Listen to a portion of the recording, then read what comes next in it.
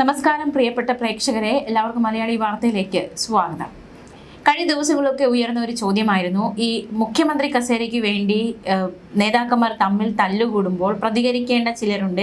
അത്തരത്തിലൊരു വ്യക്തിയായിട്ട് നമ്മൾ കണക്കാക്കുന്ന രാഹുൽ മാങ്കൂട്ടത്തിലാണ്. കാരണം എല്ലാ വിഷയങ്ങളും രാഹുൽ മാങ്കൂട്ടത്തിൽ പ്രതികരണവുമായി ഫേസ്ബുക്കിലൂടെ വീഡിയോയുമായൊക്കെ വരുന്ന രാഹുൽ മാങ്കൂട്ടത്തിൽ ഈ 10 ദിവസം യാതൊരു രീതിയിലുള്ള പ്രതികരണവും നടത്തിയിരുന്നില്ല. അതെന്തുകൊണ്ടാണ് എന്ന ചോദ്യമൊക്കെ ശക്തമായിരുന്നു.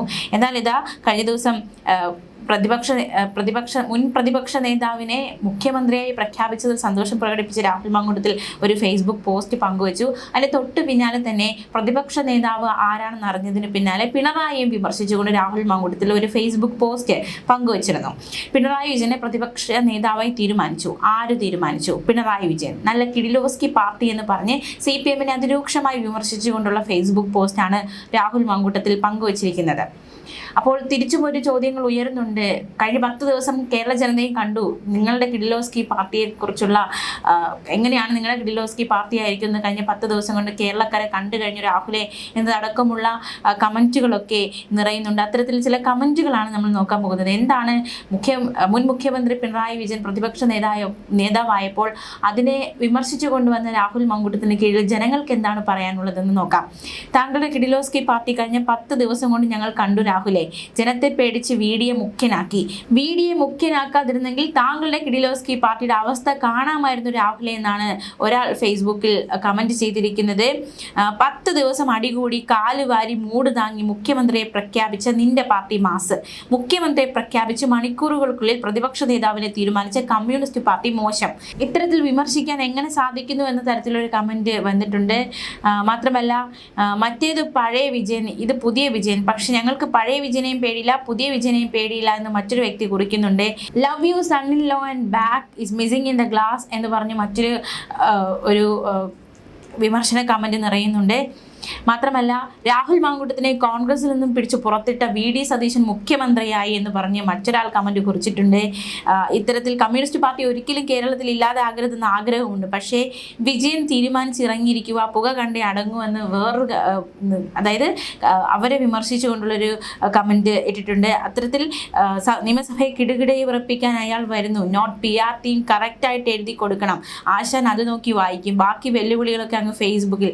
ലാൽ സലാം സഖാവെ എന്ന് മറ്റൊരു ഫേസ്ബുക്ക് കമന്റ്. അപ്പോൾ തലമുറ മാറ്റം അത് വീട്ടിൽ പോയി ചോദിച്ചാൽ മതി, നിങ്ങൾക്ക് ഈ പാർട്ടിയെക്കുറിച്ച് ഒരു ചുക്കും അറിയില്ല എന്ന് വേറൊരാൾ കമന്റ് കുറിച്ചിരിക്കുന്നു. ഇത്തരത്തിൽ വിമർശന കമന്റുകൾ കൊണ്ട് പാർട്ടി അല്ലാതെ പിന്നെ നിങ്ങളുടെ വീട്ടിൽ നിന്നാണ് ഇടതുപക്ഷത്തിന്റെ പ്രതിപക്ഷ നേതാവിനെ തീരുമാനിക്കേണ്ടത് രാഹുലെ എന്ന് മറ്റൊരാൾ ചോദിച്ചിട്ടുണ്ട്. നിന്നെ കേരള രാഷ്ട്രീയത്തിൽ നിന്ന് പുറത്താക്കിയിട്ട് ചിരട്ടയിൽ വെള്ളം കുടിപ്പിച്ചത് പിണറായി വിജയൻ തന്നെയാണ്. കരുത്തനായ നേതാവിനോട് നിനക്ക് ദേഷ്യമുണ്ടാവുന്നത് സ്വാഭാവികം, അല്ലെങ്കിൽ പിന്നെ നീ വെറും നപുംസകം എന്ന ഒരു രീതിയിലുള്ള കമന്റ് ഒക്കെ നിറയുന്നുണ്ട്. എന്തായാലും രാഹുൽ മാങ്കൂട്ടത്തില് മുൻ മുഖ്യമന്ത്രി പിണറായി വിജയനെതിരെ ആഞ്ഞടിക്കാൻ കാണിക്കുന്ന ഒരു ആർജവം അത് കഴിഞ്ഞ 10 ദിവസം കാണിച്ചിട്ടില്ല എന്ന് തന്നെയാണ് ഈ ഇടത് ഭാഗത്ത് നിന്ന് ഉയരുന്ന ഒരു വിമർശനം. മാത്രമല്ല അതിനൊക്കെ ന്യായീകരണവുമായി പിന്നീട് രാഹുൽ വരികയുണ്ടായി.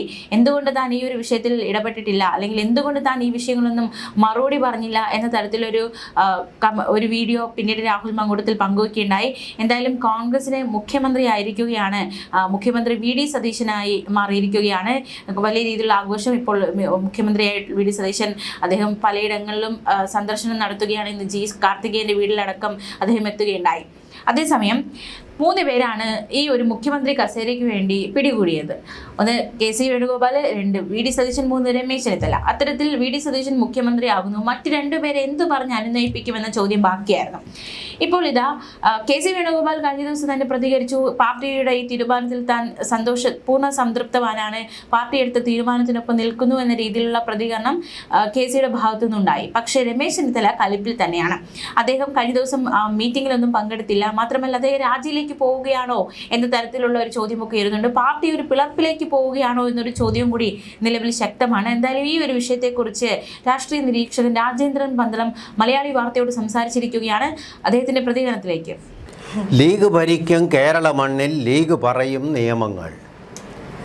ആരാടാ ഈ വെള്ളാപ്പള്ളി? ഏതവനാടാ ഈ സുകുനായർ? പെരുന്നയിലെ നായരെ, ആലപ്പുഴയിലെ വെള്ളാപ്പള്ളി, വല്ലാണ്ടങ്ങ് ചൊറിയല്ലേ? ലീഗാടാ ഇത്, ലീഗാടാ. മനോഹരമായ പാട്ടല്ലേ? ഇന്നലെ തൊടുപുഴയിൽ പാടി അവതരിപ്പിച്ചതാണ് ഇവർ, മുസ്ലിം ലീഗ് നേതാക്കൾ. അപ്പോൾ കേരളം എങ്ങോട്ട് തിരിഞ്ഞു എന്നുള്ളതിന് വേറെ തെളിവൊന്നും വേണ്ടല്ലോ.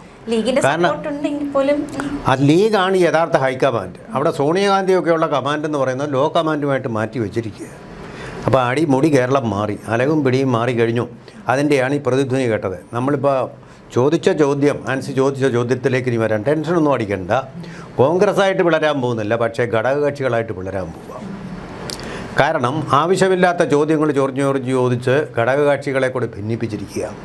മുസ്ലിം ലീഗിൻ്റെ അഭിപ്രായക്കാർ എന്തിനാണ് ചോദിക്കാൻ പോകുന്നത്? 63 അംഗങ്ങളോ കോൺഗ്രസ്സിന് സ്വന്തമായിട്ടുള്ള നേതാവ് ആരാണെന്ന് തീരുമാനിക്കാൻ അവർ പോരെ. പുറത്തുനിന്നുള്ള ആൾക്കാരോട് ചോദിക്കുന്ന പുറത്തുനിന്നുള്ളവരാൾക്കാർ. നാളെ ഇവരെല്ലാം കൂടി LDFൻ്റെ ഒപ്പം പോവില്ലെന്നൊന്നും പറയാനൊന്നും പറ്റില്ല. മനസ്സിലായില്ലേ? ഏത് നിമിഷം വേണമെങ്കിലും ഇപ്പോൾ അങ്ങനെ സംഭവിച്ചിട്ടില്ലേ?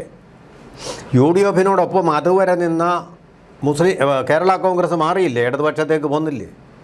അതുകൊണ്ട് അവരുടെ ഇതൊന്നും അഭിപ്രായം ചോദിച്ചല്ല മുഖ്യമന്ത്രിയെ തീരുമാനിക്കേണ്ട. ഒരിടത്തും അങ്ങനെ ചെയ്യാറുമില്ല. അതാണ് കീഴ്വഴക്കം, അതാണ് ജനപ്രാതിനിധ്യ നിയമം, പീപ്പിൾസ് റെപ്രസെൻറ്റേഷൻ ആക്ട്. ഇവിടെ കേരളത്തിൽ ചില അനാവശ്യമായിട്ടുള്ള കീഴ്വഴക്കങ്ങൾ സൃഷ്ടിച്ചിരിക്കുക. മുസ്ലിം ലീഗിനോടൊന്ന് ചോദിക്കണം, നമിക്കണം. ആ മുഖ്യമന്ത്രിയായി ഇപ്പോൾ നിയുക്തനായിരിക്കുന്ന ആൾ വാണക്കാട്ടെ തിണ്ണ പോയി നിരങ്ങി. ഞാൻ സമുദായ നേതാക്കളുടെ തിണ്ണയൊന്നും നിരങ്ങുകയില്ലെന്ന് നായന്മാരെ ഉദ്ദേശിച്ച് പറഞ്ഞു. ഇയാൾ ഈ വടശ്ശേരിൽ ദാമോദര മേനോൻ്റെ മകനാണ്. നായരിൽ 1-ാം തരം നായരാണ്, കൂടിയ നായരാണ്, മേനോൻ നായരാണ്. അതുകൊണ്ടാണ് ആ ധാർഷ്ട്യം. കാരണം ഇങ്ങനെ പറഞ്ഞു കഴിഞ്ഞാലും നായന്മാർ തുടർന്നും വോട്ട് ചെയ്യും.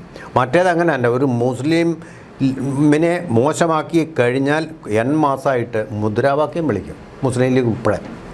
ആ മുദ്രാവാക്യമാണ് നമ്മൾ തൊടുപുഴയിൽ നിന്ന് കേട്ടത്. മനസ്സിലായോ? ഐക്യം. വല്ലാത്തൊരു ഐക്യമാണ്, മറ്റുള്ളവരെ പേടിപ്പെടുത്തുന്ന ഐക്യം. ആ ഐക്യം തന്നെയാണ് സംഭവിക്കുന്നത്. വല്ലാത്ത പേടിപ്പെടുത്തുന്ന തരത്തിലുള്ള അതുതന്നെയാണല്ലോ കുന്തിരിക്കം കരുതി വെച്ചോ, അവലും മലരും കരുതി വെച്ചോ എന്ന് പറഞ്ഞ് ബിഷപ്പ് ഹൗസിൻ്റെ മുമ്പിൽ കൂടെ അമ്പലങ്ങളുടെ മുന്നിൽ കൂടെയും പോയത്. പച്ച ഇറച്ചി ജീവനോടെ പശുവിനെ വെട്ടി ഇറച്ചി അമ്പലങ്ങളുടെ മുമ്പിൽ പ്രദർശിപ്പിച്ചത്. അതുകൊണ്ടാണ് തവനൂരിലെ KT ജലീലിൻ്റെ പ്രതീകാത്മകമായിട്ട് ആട്ടിൻ്റെ തലയറുത്ത് ലൈവായിട്ട് ചോരയൊലിപ്പിച്ചുകൊണ്ട് നടന്ന് മുദ്രാവാക്യം വിളിച്ചത്. മനസ്സിലായില്ലേ? ആ ഒരു ധാർഷ്ട്യം ഇനി ശക്തമാകാൻ പോവുകയാണ്. അപ്പോൾ എന്ത് സംഭവിക്കും? Across UDF there will be a split. ഈ നയങ്ങളോട് യോജിക്കാത്തവരുണ്ട് UDFൽ തന്നെ. ഈ അഹങ്കാരം തൊടുപുഴയുടെ സുൽത്താനായ PJ ജോസഫിന് ഇഷ്ടപ്പെടുമോ? ഒരിക്കലും. അത് അദ്ദേഹത്തിന് സമാധാനപ്രിയനായ അദ്ദേഹത്തിന് യോജിച്ചു പോകാൻ പറ്റില്ല. അഭിപ്രായ വ്യത്യാസം ഉണ്ടാക്കും. കാരണം മുസ്ലിം ലീഗിനേക്കാൾ സ്ട്രൈക്ക് റേറ്റ് ഉള്ള ഒരാളാണ്. മനസ്സിലായില്ലേ? കൊടുത്ത സീറ്റുകൾ മുഴുവൻ മലബാറിലൊഴിച്ച് സീറ്റുകൾ മുഴുവൻ പിടിച്ചടക്കിയ ആളാണ്. മനസ്സിലായില്ലേ? അദ്ദേഹത്തിൻ്റെ മകനാണിപ്പോൾ നേതൃത്വവും അതുപോലെ തന്നെ ഇതിൻ്റെ കടിഞ്ഞാണ് ഏറ്റെടുത്തിരിക്കുന്ന അപ്പു എന്ന് പറയുന്ന അപ്പു ജോസഫ് ഡോക്ടറാണ്. അങ്ങനെയുള്ള ആൾ ഏറ്റിരിക്കുക. അപ്പോൾ അവിടെ തൊടുപുഴ അവർക്ക് കൈവിട്ട് പോയിക്കൂടാ. തൊടുപുഴയിൽ ഇതുമാതിരി ജനങ്ങളെ പ്രകോപിപ്പിക്കുന്ന മതപരമായ വർഗീയമായിട്ടുള്ള മുദ്രാവാക്യം കേൾക്കുന്നത് ഒട്ടും ഇഷ്ടപ്പെടാത്ത ആളാണ് PJ ജോസഫ്. അദ്ദേഹം അറിയപ്പെടുന്ന ഒരു ഗാന്ധിയനും കൂടാണ്. അവിടെ ഒരു സ്പ്ലിറ്റ് വരികയാണ്. ഇതുകൂടാതെ കോൺഗ്രസിനകത്ത് അതിശക്തമായിട്ടുള്ള സ്പ്ലിറ്റുകൾ വന്നുകൊണ്ടിരിക്കുകയാണ്. പരസ്യമായിട്ട് തന്നെ കോൺഗ്രസ്സിലെ ആൾക്കാർ അഭിപ്രായങ്ങൾ പറഞ്ഞു തുടങ്ങിക്കഴിഞ്ഞു. മാത്യു കുഴൽനാടൻ നേരത്തെ തന്നെ പറഞ്ഞിരുന്നത് നമുക്ക് ഓർമ്മയുണ്ട്. അതായത് 3-ാം ശക്തി കോൺഗ്രസിൻ്റെ കാര്യത്തിൽ ഇടപെടാൻ അവർക്ക് എന്ത് അവകാശമാണുള്ളത് എന്ന് വ്യക്തമായ ഭാഷയിൽ ചോദിച്ചു. മുസ്ലിം ലീഗിൻ്റെ ചീത്തവിളി അദ്ദേഹത്തിന് കിട്ടി. അദ്ദേഹം ഒറ്റപ്പെട്ടിരിക്കാം. പക്ഷേ അതുകൊണ്ട് അടങ്ങുന്നില്ല. ഇപ്പോൾ ചടയമംഗലത്ത് മന്ത്രി ചിഞ്ചു റാണിയെ തോൽപ്പിച്ചിട്ടുള്ള മുസ്ലിം നാമധാരിയായിട്ടുള്ള MLA തന്നെ. ഞാൻ വർഗീയത പറയുകയല്ല. അദ്ദേഹം പോലും മുസ്ലിം ലീഗിൻ്റെ ഈ അനാവശ്യമായിട്ടുള്ള ഇടപാടുകളെ അതിശക്തമായിട്ട് വിമർശിച്ചിരിക്കുകയാണ്. നമ്മൾ ഓർക്കേണ്ട ഒരു കാര്യമെന്ന് പറഞ്ഞാൽ ഇവരെല്ലാവരും കൂടി UDFനെ നയിക്കേണ്ടവരാണ്. അവർ തമ്മിലാണ് ഈ പടല പിണക്കങ്ങൾ ഉണ്ടായിക്കൊണ്ടിരിക്കുന്നത്. അപ്പോൾ ഇദ്ദേഹം പറഞ്ഞ ഒരു കാര്യം, നസീർ എന്നാണ് അദ്ദേഹത്തിൻ്റെ പേര്, അദ്ദേഹം പറഞ്ഞ കാര്യം അവിടെ വ്യാപകമായിട്ടുള്ള തോതിൽ VD സതീശന് വേണ്ടി PR വർക്ക് നടന്നു.